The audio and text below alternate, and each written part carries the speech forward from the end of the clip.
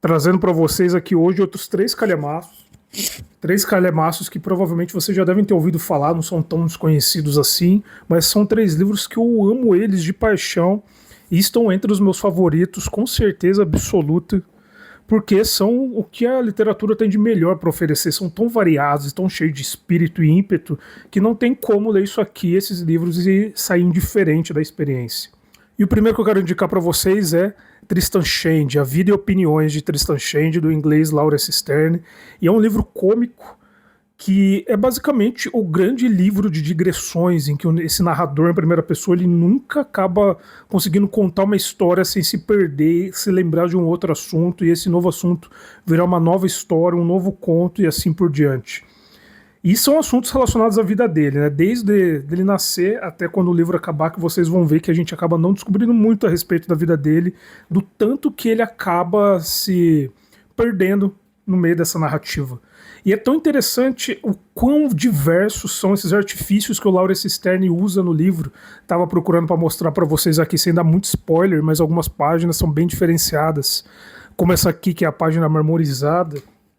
E tem outras páginas bem notórias, como a página toda em negro e a página toda em branco, que servem aqui para enriquecer a narrativa, porque elas têm finalidade narrativa. Inclusive, para quem já leu Memórias Póstumas de Brás Cubas, algumas partes do texto vão acabar sendo até que bem familiares. Dá para ver de onde o Machado de Assis talvez tenha tirado parte dessa inspiração para escrever esse livro tão fantástico que é Memórias Póstumas. O segundo que eu quero recomendar para vocês é Mason e Dixon, do Thomas Pynchon, que é o meu livro favorito do Thomas Pynchon.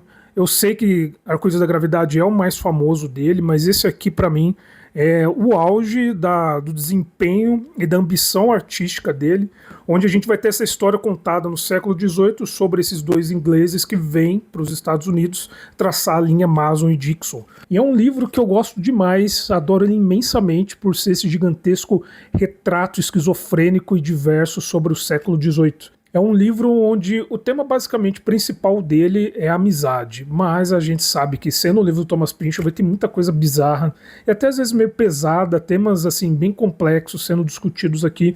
É um livraço não só em tamanho, mas também em conteúdo e variedade. Recomendação fácil, inclusive recomendo até como porta de entrada para o Pynchon. E o último que eu quero recomendar para vocês é do poeta italiano Ludovico Ariosto, Orlando Furioso, que é provavelmente um dos meus épicos poéticos favoritos da vida. Eu sei que ele não é tão influente quanto outros, tipo Divina Comédia, Paraíso Perdido, Ilíada, Odisseia, Eneida, etc.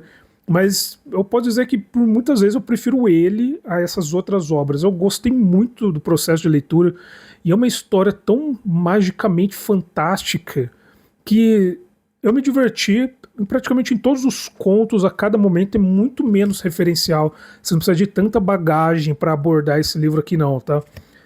Orlando Furioso, para quem não sabe, vai contar sobre esse embate entre o exército do Carlos Magno da França e do líder sarraceno Agramante, mas na verdade a história são duas. Primeiro sobre o Orlando, que está tentando lidar com essa decepção amorosa, e o título aqui, ó, não é propaganda enganosa, ele realmente fica furioso desse livro aqui. O negócio é tremendamente bizarro e intenso. E a segunda história é sobre esses dois amantes, a Bradamante e o Ruggiero, cada um faz parte de um exército, né? A Bradamante é uma cavaleira do exército do Carlos Magno e o Ruggiero é um cavaleiro do exército do Agramante. E a graça aqui desse livro é que ele é extremamente à frente do tempo dele em várias das histórias que ele está contando aqui, na forma que ele conta. É um livro que ele não coloca inimigos claros, não torna os inimigos do Carlos Magno como sendo vilões totalmente errados ou cruéis. Dá a impressão que ele trata os dois lados dessa guerra com uma certa justiça, sem assim passar tanto pano para as coisas que o Carlos Magno faz. E é um livro incrivelmente mágico em quase todos os sentidos da palavra. A gente vai encontrar aqui magos, castelos, artefatos, viagens impossíveis. É um livro divertido demais, belíssimo demais, e são mais de 40 mil versos rimados. É um livro tremendo que é digno de ser considerado como um clássico.